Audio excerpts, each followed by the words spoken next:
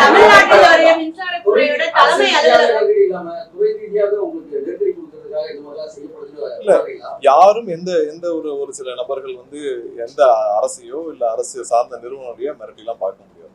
சரியா, யார் தவறான நபர்களோ இப்ப இந்த மாதிரியான நபர்கள்லாம் உடனடியாக நடவடிக்கை எடுக்கப்பட்டு அவருக்கு மீது சட்டப்பூர்வமான நடவடிக்கை எடுக்கிறது அரசோட.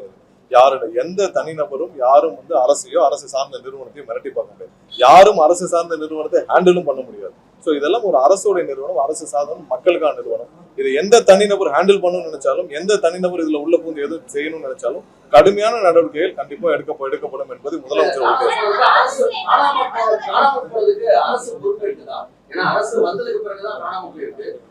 யார் யார் எதனால் திருடப்பட்டுச்சு, கண்டிப்பா எதனால் திருடப்பட்டுச்சு, அந்த இன்டென்ஷன் என்ன, யார் யார் திருடினாலும் முழுமையான விசாரணை வந்து காவல்துறை முடக்கி விட்டுலாம். நிறைய பேர் வேற ஒரு ஊர்கள்ல போய் அரெஸ்ட் பண்ணிட்டு வந்திருக்காங்க.